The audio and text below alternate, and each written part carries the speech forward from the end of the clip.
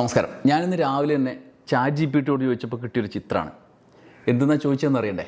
ഇന്ത്യയിൽ ഉന്നത വിദ്യാഭ്യാസ മേഖലയാകെ അലമ്പാണെന്ന് കേൾക്കുന്നല്ലോ. എന്താ സ്ഥിതി? വല്ലതും തിരിയുന്നുണ്ടോ? ഒരു പ്രതീകാത്മക ചിത്രം തരുമോ എന്ന് മാത്രമാണ് ഞാൻ ചോദിച്ചത്. അപ്പം തന്നെ തന്ന ചിത്രമാണ് ഇത്. രാജ്യത്തെ ലോകത്തുള്ള AI വരെ കാര്യം മനസ്സിലായി. നമ്മുടെ വിദ്യാർത്ഥികളുടെ ഇന്നത്തെ അവസ്ഥ, നാളെ നയിക്കേണ്ട തലമുറയെ എരുതിയിലേക്ക് തള്ളിയിടുന്ന പരിപാടി ഇപ്പോൾ നടക്കുകയാണെന്നാണ് ChatGPT എന്നെ പറയുന്നത്. നമ്മുടെ രാജ്യം എങ്ങോട്ടാണ് പോകുന്നത്? ഈ പ്രതീകാത്മക ചിത്രത്തിലെ ആ കൈകൾ ആരുടേതാണ് എന്ന് എനിക്കറിയില്ല, ChatGPTക്ക് അറിയുമെന്നറിയില്ല. നിങ്ങൾക്കറിയുമെങ്കിൽ മനസ്സിൽ വെച്ചാൽ മതി, പുറത്ത് പറയണ്ട. കോക്രോച്ചുകൾ അരാഷ്ട്രീയവാദികളാണ്, പാറ്റകൾ നാളെ നിങ്ങളുടെ മേൽ തന്നെ കയറി നിൽക്കും. അതുകൊണ്ട് പ്രതിപക്ഷമേ മിണ്ടാണ്ടിരുന്നോ, നാട്ടുകാരെ മുമ്പിൽ നിർത്തി മിണ്ടാണ്ടിരുന്നോ, നിങ്ങൾ രാജ്യദ്രോഹികളാകും എന്നൊക്കെ ഭീഷണിപ്പെടുത്തി മനുഷ്യരെ നാവടക്കി കളയാം. മാധ്യമങ്ങളെ രാത്രി ചർച്ചയ്ക്ക് വല്ല എല്ലിൻ കഷ്ണവും ഇട്ടുകൊടുത്ത് കടിച്ചു കീറാൻ മാധ്യമങ്ങളോട് പറയാം. അവരതൊക്കെ രാത്രികാല ചർച്ചയിൽ 8 മണി ചർച്ചയിലൊക്കെ ചെയ്തുകൊള്ളും. സാങ്കല്പിക ശത്രുവിനെതിരെ 8 മണി ചർച്ചകളിൽ ആക്രോശിക്കും. പറ്റിയാൽ തല്ലിക്കൊല്ലാൻ ആളെയും ഇറക്കും. എന്നാൽ യാഥാർത്ഥ്യം മറഞ്ഞു പോവില്ലല്ലോ. ഇന്ത്യയിലെ വിദ്യാഭ്യാസ മേഖലയാകെ അലമ്പായി കിടപ്പാണ് എന്ന യാഥാർത്ഥ്യം. 3 പ്രശ്നങ്ങളാണ് ഈ ദിവസങ്ങളിൽ വന്നത്. ഒന്ന്, നീറ്റ് പരീക്ഷാ ചോദ്യപേപ്പർ ചോർച്ച. മാത്രമല്ല, ഉത്തരപേപ്പറൊക്കെ ന്യൂസ് പേപ്പർ ആക്രിയേക്കാളും മോശമായി കൈകാര്യം ചെയ്തതിൻ്റെ വിവരങ്ങൾ പുറത്തു വന്നു. ജീവിതം തന്നെ മാറ്റിവെച്ച് പഠിച്ച് മുന്നേറാൻ ഇറങ്ങിത്തിരിച്ച തലമുറയൊന്നാകെ തെരുവിലേക്ക് വലിച്ചിഴക്കപ്പെടുന്ന അവസ്ഥ. ആർക്കു വേണ്ടിയാണ് ഇതെല്ലാം എന്നതിന് ഉത്തരം ഒരു ഭാഗത്തുണ്ട്. നമുക്കൊരു വിദ്യാഭ്യാസ മന്ത്രിയുണ്ട്, ധർമ്മേന്ദ്ര പ്രധാൻ. എന്ത് ധർമ്മമാണ് അവിടെ ഇരുന്ന് നടപ്പാക്കുന്നത് എന്ന് ചോദിച്ചാൽ ഉടനെ നമ്മളെ പാകിസ്ഥാൻകാരനാക്കും. നമുക്കൊരു പ്രധാനമന്ത്രിയുണ്ട്, നരേന്ദ്ര ദാമോദർ ദാസ് മോദി. ആരുടെ ദാസനാണ് എന്ന് ചോദിച്ചാൽ നമ്മളെ പിടിച്ച് രാജ്യദ്രോഹിയാക്കും. എന്തായാലും നീറ്റിൻ്റെ കാര്യം നീറ്റല്ല എന്ന് നാട്ടുകാർക്ക് ബോധ്യപ്പെട്ടു. രണ്ടാമത്തേത്, സിവിൽ സർവീസ് പരീക്ഷാ ക്രമക്കേട് എന്ന വാർത്ത വന്നിരിക്കുന്നു. UPSCയുടെ മെയ് 24 നടന്ന സിവിൽ സർവീസ് പരീക്ഷ വിവാദത്തിലായത് അസാധാരണ കാരണത്തിലാണ്. പല ചോദ്യങ്ങളും AI സംഭാവനയാണത്രേ. പല ചോദ്യങ്ങളും ആർട്ടിഫിഷ്യൽ ഇൻ്റലിജൻസിൻ്റെ സഹായത്തോടെ തയ്യാറാക്കി എന്ന വിവരം മാധ്യമങ്ങൾ റിപ്പോർട്ട് ചെയ്യുകയാണ്. പാർട്ട് 2 CSAT പല ചോദ്യങ്ങളും പിഴവുകൾ ഉള്ളതാണത്രേ. ഒന്നിലേറെ ഉത്തരം ലഭിക്കുന്ന ചോദ്യങ്ങൾ, ഉത്തരസൂചികയിലെ പിഴവുകളെക്കുറിച്ചും വിവരങ്ങൾ വന്നുകൊണ്ടിരിക്കുന്നു. മൂന്നാമത്തേതാണ് ഏറ്റവും പ്രധാനമായ, ഇപ്പോൾ ചർച്ച ചെയ്യപ്പെട്ടുകൊണ്ടിരിക്കുന്ന ഏറ്റവും വലിയ പ്രശ്നം, രാജ്യത്തെ ആകെ ഞെട്ടിച്ചു കളഞ്ഞ കാര്യം. CBSE 12ാം ക്ലാസ് പരീക്ഷ നടപടികളിലെ ക്രമക്കേട് അത് പുറത്തായപ്പോൾ പുനർമൂല്യനിർണ്ണയത്തിൽ ശരിയാക്കുമെന്ന് പറഞ്ഞു. പുനർമൂല്യനിർണ്ണയത്തിന് അപേക്ഷ നൽകാൻ കാത്തിരുന്നവർക്ക് മുന്നിൽ പൊട്ടിപ്പൊളിഞ്ഞ സ്റ്റക്കായ വെബ്സൈറ്റ്. പരീക്ഷ എഴുതിയ 17.68 ലക്ഷം വിദ്യാർത്ഥികളിൽ 4 ലക്ഷത്തിലേറെ പേരുടെ റിസൾട്ടാണ് സംശയമുയർത്തിയത്. ഉത്തരക്കടലാസിൻ്റെ പകർപ്പ് വാങ്ങി പരിശോധിച്ചപ്പോൾ പിഴവ് വ്യക്തമായി. റിസൾട്ട് എന്തുകൊണ്ട് അവർക്ക് ആഘാതമുണ്ടാക്കി എന്ന് ഈ കൈകാര്യത്തിലെ പിഴവിനെക്കുറിച്ചുള്ള ചോദ്യങ്ങളായി മാറി. പുനർമൂല്യനിർണ്ണയത്തിനുള്ള അവസാന സമയത്തും അപേക്ഷിക്കാനാകാതെ ആ ലക്ഷങ്ങൾ ദുരിതത്തിലുമായി. CBSE പരീക്ഷാ നടത്തിപ്പിലെ വീഴ്ച മറയ്ക്കാൻ ഗിമ്മിക്കുമായി അതിനിടയിൽ കേന്ദ്രം രംഗത്തെത്തിയത് ജനതയുടെ രോഷം കൂട്ടി. 12ാം ക്ലാസ് പരീക്ഷയുടെ ഓൺ സ്ക്രീൻ മാർക്കിങ്ങിൻ്റെ സേവനത്തിനായി കരാറ് നൽകിയ സ്വകാര്യ കമ്പനിയായ കോംറ്റ് എഡ്യൂടെക്കിനെ പിഴ ചുമത്തി അവരെ കുറ്റപ്പെടുത്തി തൽക്കാലം ഇതൊക്കെ അവരുടെയാണെന്ന് പറഞ്ഞ് തടി കഴിച്ചിലാക്കാനാണത്രേ ഗവൺമെൻറ്റിൻ്റെ പരിപാടി. കരാർ വ്യവസ്ഥകളിൽ വീഴ്ചയുണ്ടായി എന്നാരോപിച്ച് കമ്പനിക്കെതിരെ നടപടിയെടുത്ത് കേന്ദ്ര സർക്കാരിന് ഉത്തരവാദിത്തത്തിൽ നിന്ന് ഒഴിയാനുള്ള പരിപാടി. ഉത്തരക്കടലാസ് മാറിക്കൊടുത്തതും സാങ്കേതിക തകരാറുകളും ചൂണ്ടിക്കാണിച്ചാണ് നടപടിക്ക് നീക്കം. മന്ത്രിക്കെതിരെയും ആരോപണങ്ങൾ ഉയർന്നത് BJPയെ ഈ സാഹചര്യത്തിൽ കൂടുതൽ പ്രതിരോധത്തിലാക്കി.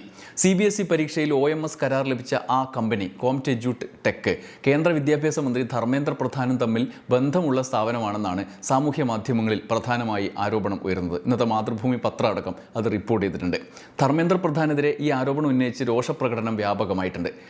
ധർമ്മേന്ദ്ര പ്രധാൻ്റെ മകൾ US പഠിക്കുമ്പോൾ പ്രാദേശിക രക്ഷിതാവ് എന്ന നിലയിൽ എത്തിയിരുന്നത് കോംറ്റ് കമ്പനിയുടെ അഡീഷണൽ ഡയറക്ടർ രാധാകൃഷ്ണൻ ജയരാമനായിരുന്നു. പ്രാദേശിക രക്ഷിതാവായി എത്തിയിരുന്നത് എന്നാണ് ആരോപണം. ഇക്കാര്യങ്ങളിൽ പക്ഷേ സ്ഥിരീകരണം വന്നിട്ടില്ല. എന്നാൽ കമ്പനിയെ മുൻനിർത്തി സർക്കാർ താൽക്കാലികമായ പരിഹാരമുണ്ടാക്കി യഥാർത്ഥ വിഷയങ്ങളിൽ നിന്ന് ഒളിച്ചു നിൽക്കാനുള്ള നീക്കം ജനങ്ങൾക്ക് സംശയം ഉണ്ടാക്കി. മോദി സർക്കാരിൻ്റെ നിലനിൽപ്പിനെ തന്നെ ബാധിക്കും മട്ടിൽ ധർമ്മേന്ദ്ര പ്രധാൻ്റെ രാജി ആവശ്യവും എങ്ങും ഉയരുകയാണ്.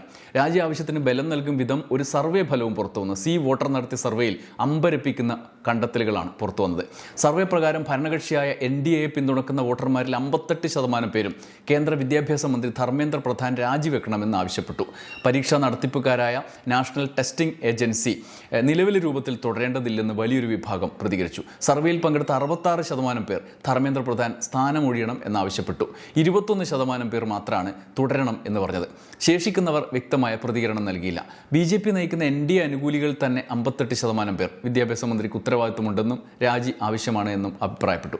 വിദ്യാഭ്യാസ സംവിധാനത്തെക്കുറിച്ചുള്ള ജനങ്ങളുടെ ആശങ്ക വ്യക്തമാക്കുന്നതാണ് ഇത് എന്ന് സർവേ വിശദീകരിക്കുന്നുണ്ട്. ചോദ്യപേപ്പർ ചോർച്ചയ്ക്ക് ആരാണ് ഉത്തരവാദി എന്ന ചോദ്യത്തിൽ സർവേയിൽ പങ്കെടുത്തവരിൽ 46% പേർ വിദ്യാഭ്യാസ മന്ത്രിയെ ചൂണ്ടിക്കാണിച്ചു. 12% പേർ NTA ചൂണ്ടിക്കാണിച്ചു. 24% പേർ എല്ലാവർക്കും ഉത്തരവാദിത്തമുണ്ട് എന്ന അഭിപ്രായത്തിലെത്തി. ശേഷിക്കുന്നവർ കോച്ചിങ് സെൻ്ററുകളെയും മറ്റ് ഘടകങ്ങളെയും കുറ്റപ്പെടുത്തി.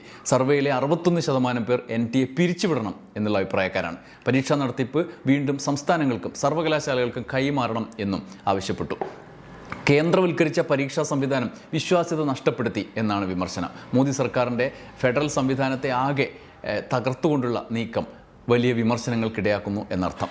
പ്രതിപക്ഷ പാർട്ടികൾ ഇതിനകം വിദ്യാഭ്യാസ മന്ത്രിയുടെ രാജി ആവശ്യപ്പെട്ട് രംഗത്തെത്തിക്കഴിഞ്ഞു. പ്രതിപക്ഷ നേതാവ് രാഹുൽ ഗാന്ധി കടുത്ത നിലപാടുമായി രംഗത്തുണ്ട്. വിദ്യാർത്ഥികളുടെ ഭാവി അപകടത്തിലാണെന്നും ധർമ്മേന്ദ്ര പ്രധാൻ രാജിവെക്കുന്നതുവരെ പ്രതിഷേധം തുടരുമെന്നും രാഹുൽ ഗാന്ധി പറഞ്ഞു. കോൺഗ്രസിൻ്റെയും ഇന്ത്യ മുന്നണിയുടെയും ആവശ്യം പതിവ് പൊളിറ്റിക്കൽ ഗിമ്മിക്ക് വെച്ച് നേരിടാൻ കഴിയാത്ത വിധം BJPയെ ദുർബലമാക്കി അതിശക്തമായ മൂവ്മെൻറ്റ് കോക്രോച്ച് ജനതാ പാർട്ടി കൂടി രംഗത്തിറങ്ങിയതോടെ കാര്യങ്ങൾ BJPക്ക് കൈവിട്ട അവസ്ഥയിലാണ്. BJPക്ക് ആശങ്കയുണർത്തി ധർമ്മേന്ദ്ര പ്രധാന്റെ രാജി ആവശ്യപ്പെട്ട് വമ്പൻ പ്രക്ഷോഭത്തിന് കോക്രോച്ച് ജനതാ പാർട്ടി ആഹ്വാനം ചെയ്തു. ശനിയാഴ്ചയാണ് പ്രക്ഷോഭം. അമേരിക്കയിലായിരുന്ന കോക്രോച്ച് ജനതാ പാർട്ടിയുടെ സ്ഥാപകൻ അഭിജിത് ദീപ്കെ നേരിട്ട് ഇന്ത്യയിലെത്തി സമരം നയിക്കാനാണത്രേ പരിപാടി. ജൂൺ 6 താൻ ദില്ലി വിമാനത്താവളത്തിലെത്തുമെന്നും അവിടെ നിന്നും പോലീസ് സ്റ്റേഷനിലേക്ക് പോയി ജന്തർ മന്ദിറിൽ സമരം ചെയ്യും, അതിനു വേണ്ടിയിട്ടുള്ള അനുമതി നേടും എന്നുമാണ് അദ്ദേഹം വ്യക്തമാക്കിയത്. ഇൻസ്റ്റഗ്രാം വീഡിയോയിലൂടെ സമരത്തിൽ അണിചേരാൻ രാജ്യത്തെ യുവാക്കളോട് അദ്ദേഹം ആവശ്യപ്പെടുകയും ചെയ്തിട്ടുണ്ട്.